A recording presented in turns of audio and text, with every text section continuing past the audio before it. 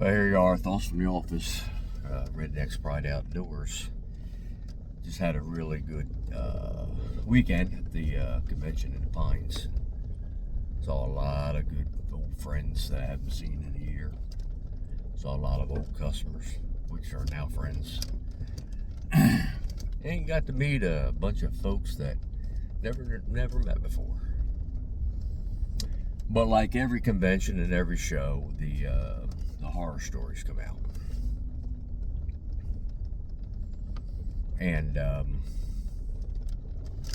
thought, well, since I'm out here trying to pull some cameras and pull some cards right before the small game really starts up on Saturday,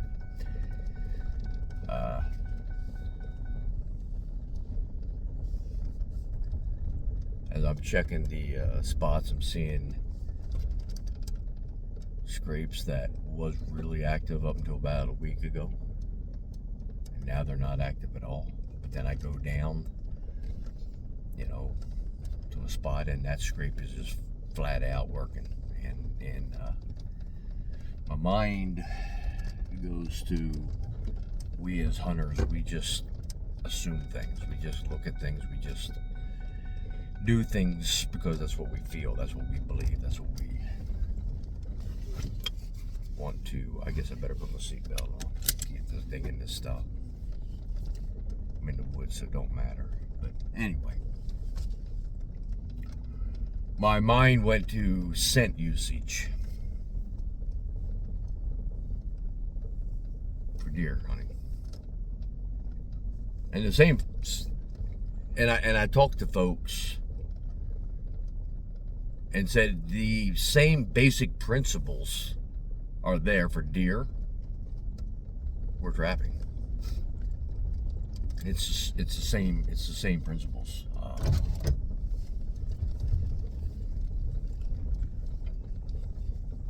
Airflow and coverage. It's that simple. Airflow and coverage. Okay. After they find the airflow and coverage, and they get used to coming in on something, if you've got a product or a scent there that's, say, like a mock scrape or whatever, and after they find it, then they're anticipating the spot they come in. It's a little bit easier to deal with. But the biggest horror story I hear out there, and I'm telling you what, folks was coming to me, talking to me, and they have used, I want to tell you my stuff is the best out there, but it works the same as everybody else's good, okay? And I get results, and I'll just leave it at that. So I'm not going to tell you that, you got to use Redneck's Pride Outdoors deer scents to kill a deer, because the truth is there's a bunch of good deer scents out there. I won't mention her name, I ain't gonna be that dumb. But folks came to me talking about the products they're using, and they're not getting results. And 9 times out of 10, man, I'm telling you what, I say, you're hanging it, right? And they say, yeah. And I say, you're hanging it upwind of your stand, aren't you? And they say, yeah.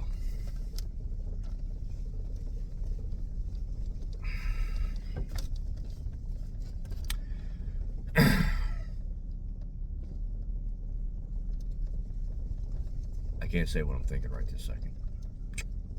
Wouldn't be a good business decision, smart business decision. But in talking about a scrape, there's a scrape right here, right off the road, and it's still active. It's one of those scrapes that's real active. It died down about a week ago, and I'm looking at it right now. And no, I'm not going to show you the picture, and I'm not going to show you where I'm at. But it's active again, which tells me what? That buck had a doe.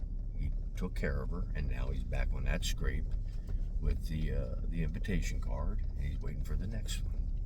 Okay. But getting back to hanging scent,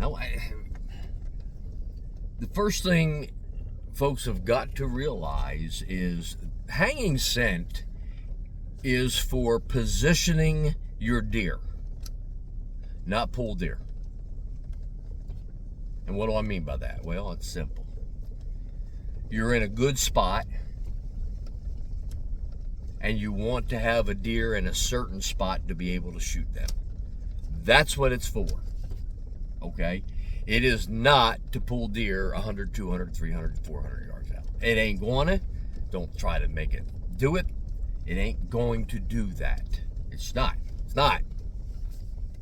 Okay? The most I've ever been able to miss a deer is 125 yards, and that was in the absolute best scenario, downwind, and we missed it probably an ounce in the air from 20 feet in the air. Okay. And it was a good steady wind going right to the deer. But your average application of hanging, what do people do? They go out, they pick a tree limb 4 foot, 3 foot, 6 foot off the ground. They put it on a t-shirt type, cloth, cotton type material. And I'm checking things out. I ain't going to tell you what I'm checking out. But anyway, they hang it on a cotton type material, all right, sock or something like that, and 4 to 6 feet, and think that scent is going from here across the country. And if you think about it, just really think about it. If you're in a wood, if you're in a field, on a field edge, and the woods and the air, the wind is blowing straight out into the field or right down that field line, and you've got it 5 feet out into the field, hanging off of a branch because it's overhanging branch or whatever, you may get 50 to 100 yards if you put enough on it. The problem is, if you put enough on it to go 100 yards, you've put too much on it to close the deal on the deer when he gets in within 30 yards. Now, when we was using the real stuff,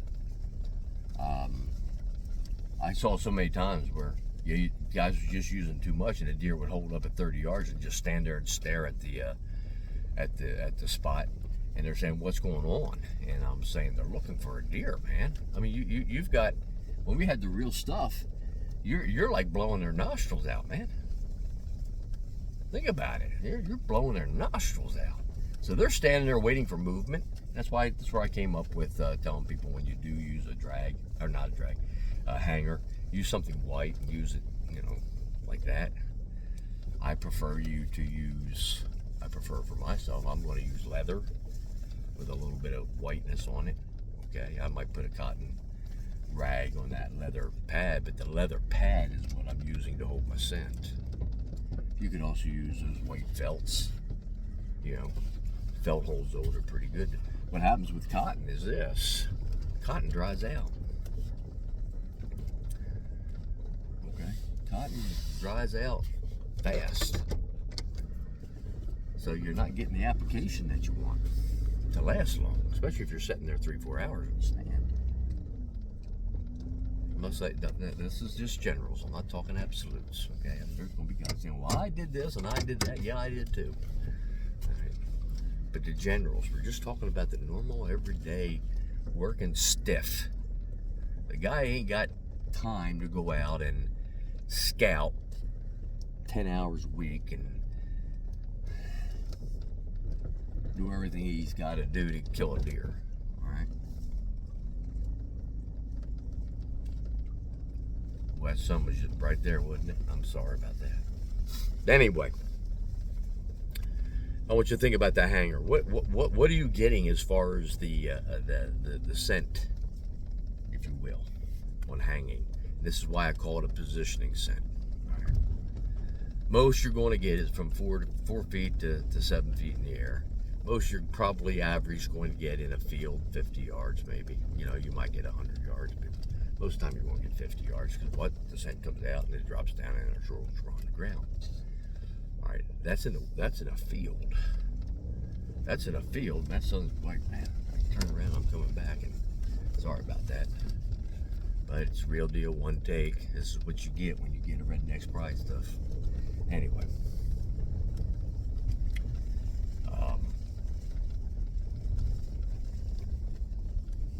The first thing is you're not, in the field, you're going to get 50 yards, maybe, if you're lucky, that high off the ground. And it's an even cone going out. But as the cone goes out, what happens to it? It spays out, okay? Which is good. You want that to happen. But now you're hanging it in the woods. Where's that scent doing? This is what people don't think about.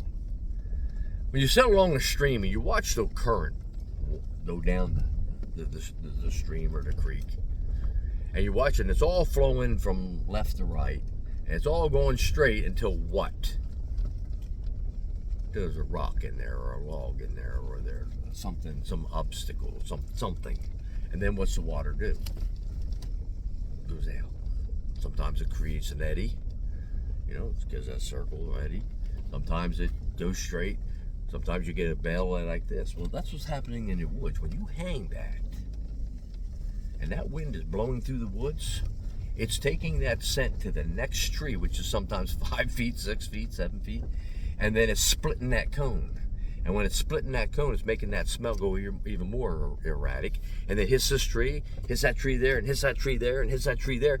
And next thing you know, your scent is just going downwind, but it's bouncing all over the place. All right, so you're probably only getting 20, 30 yards coverage in there of consistent odor. That's why a lot of times you see that deer coming down and they get downstream of your scent cone, and you see them pick their head up and they look around real quick and throw their nose up, and then they put it down again. All right, what happened? That air current is just getting all whacked out in there. All right. So your hangers is not your best scent application, even though everybody does it. And why? Truth, laziness, sheer laziness. The correct, and I tell people, and I use hangers, but I use hangers in conjunction of drag, okay?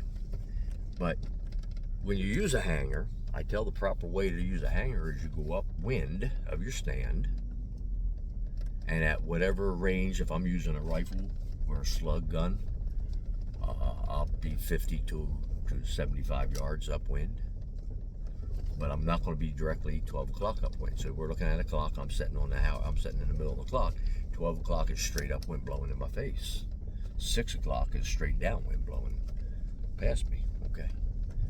I'm going to go up at 2 o'clock, off on your right. 10 o'clock, off on your left. Okay. Again, for me, rifle, shotgun, slug gun. Okay. If I'm using buckshot, I'm going to be 50 yards, but I'm going to be 50 to 75 yards. And at 2 o'clock and at 10 o'clock, I'll hang it 4 to 6 feet. Usually I try to get 6 to 7 feet in the ground. I try to reach up as far as I can.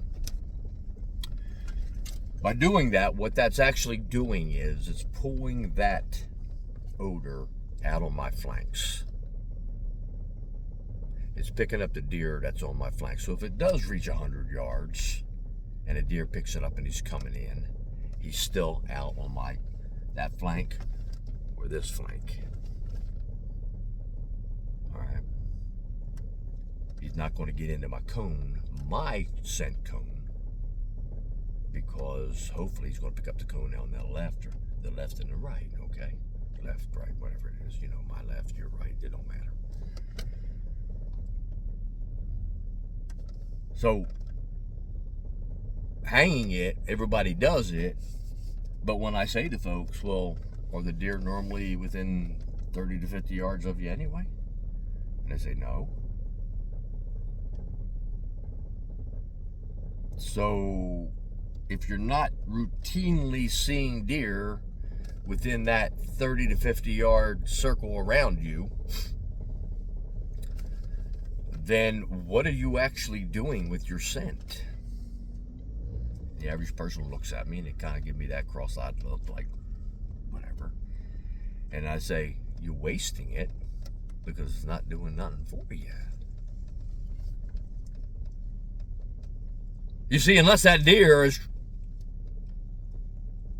coming into that big old circle, 30 to 50 yard circle, excuse me, unless that deer's routinely coming into that scent is doing nothing for you. It's I hate to say it, it's taking a napkin and throwing it in the air and seeing where it lands. And then people say, well, scent don't work. No, it don't. No, it don't. When you use it that way, no, it do not work. It tain't no good. The best scent ain't no good in that situation. I don't care what you're using. Now, if you're in a spot that the deer are routinely coming into you, and you're having a hard time shooting through the brush, or you got an open window somewhere or whatever, then hanging your scent is your effective means, because you're trying to do what? That's right, going back to beginning of school here, class, all right? Is doing what? Positioning, giving you the chance for the shot. But if you ain't routinely seeing deer, scent don't do no good at that range. So what do? That's why I'm a dragger. Used to be how I used to put it on my boots. Leather boots, canvas boots, not rubber boots. Rubber boots, so it wore off. You would get deer backtracking you. That's a whole new talk for another time. But I don't put it on my boots no more, because the reason I don't put my boots no more is I've had too many close calls with things I didn't want to have close calls with, like moose up in Maine tracking me on my boots. If you're in bear country, you don't put it on your boots. You don't put it on your clothes. You don't put it on your person. All right? If you're in cougar country, if you're in wolf country, if you're in elk country, you got my understanding here. You got where I'm going. What's the newer people say? You tracking me? You don't put it on your person. Put it on drag. Now I'm going to use a leather drag. I use a leather drag about yay long, about that. I like that. Heavy, you know, heavy, so it stays to the ground and drags. Plus, leather saturates and holds the odor more. So when you're dragging it, unlike cotton that dries out as you're dragging it, and you can get a backtrack on it, leather or felt, but more so leather, all right, lays the continual line. Plus, leather holds it better, so when you put it in your container, it's still wet when you pull it out. So you still got an applicator that's working, not dried out. Okay. And the reason you drag in, you come in on your flanks, your left or your right, your right, your left, okay. And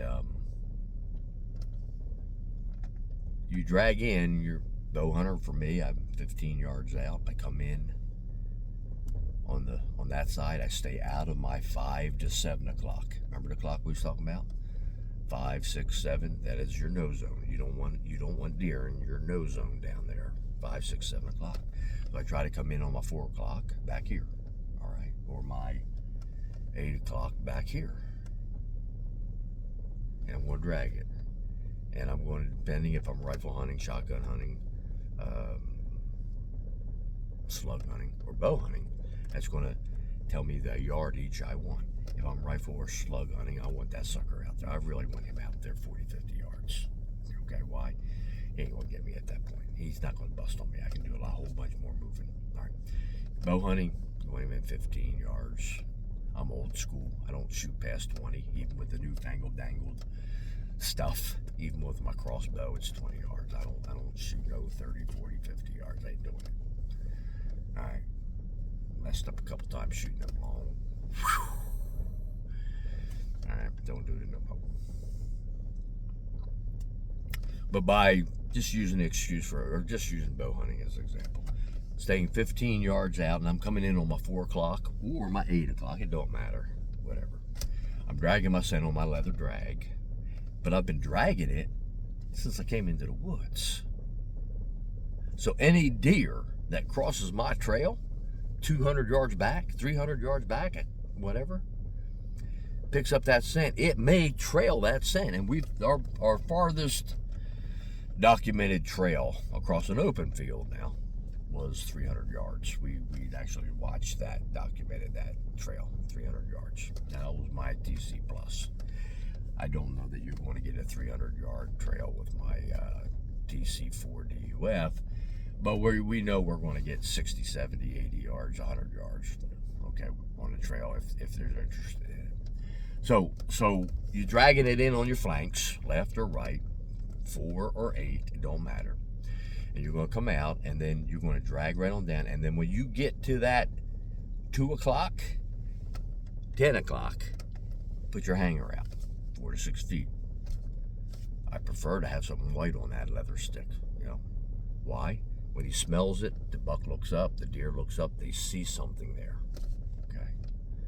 If you're trying to imitate a doe tail, keep it down around 4 foot. Your white rag, put your hanger up higher so you're getting the distance. All right, come around on the 10 o'clock, do the same thing. So you're going to drag your 15 whatever yards out and just maintaining that where you can get a shot all the way through. All right, you're going to come back around here to that 10 o'clock and you're going to hang again. So now what you have, okay, and then you're going to come right on in here to the 9 o'clock, where you're going to continue around this way. You're going to come right in here at the 3 o'clock, and you're going to come right in here, stand on your flank, and you're going to leave, if you're in bear country, you're going to leave that scent on the ground. Your drag, you're leaving it on the ground, okay? I can't tell you. If you're in bear country, no scent up in the air with you. Okay? Don't do it. I get too many horror stories of guys taking the scent into the blind with them, bears ripping through the blind, guys climbing trees, the bears climbing the tree and they're taking their arrows and poking them in the nose, trying to get them back down the tree. Listen, I'm telling you, here's your warning. Here's your. I'm not responsible for your stupidity. Okay. So what's going to happen is that deer's trailing it. He's coming in on your 4 o'clock. The reason I like to come in on the 4 o'clock is because my peripheral vision can usually pick it up at around 3 or 4 o'clock. When I hear a noise, I can just move my head just enough to get peripheral vision. I'm not moving, trying to see what's happening at 5 o'clock. Okay. He comes around and he circles on around all the way here to, if I can't get him killed or don't want to kill him or whatever, come right on around here at 9 o'clock and he can come on in. All right, vice versa, all the way around, come around here to their 3 o'clock position. You got all that time there. But more importantly, at that point, with your hanger, if you do have a deer coming in 30, 40 yards behind you, you don't know it, you can't get it, he can pick up your hangers on your left and your right, your left flank and your right flank, okay? And hopefully he's going to come in on your flanks, off your flanks, so again, your peripheral vision is picking out. Now, where's his eyes? His eyes on that white thing that's out in front of you. All right, no different than trapping. That's what we do as trappers. We set the scene, man. Here, the newest trappers, I just, it was a trapping convention, and I was talking to new trappers, and they're talking about snares and scents, and I'm just listening to them talk, and I want to wake up, okay? I didn't. I was nice. I wasn't even ignorant like I could have been. All right? People aren't thinking. But as trappers, that's what we're trying to do. We're trying to set up this situation that fox, the coon,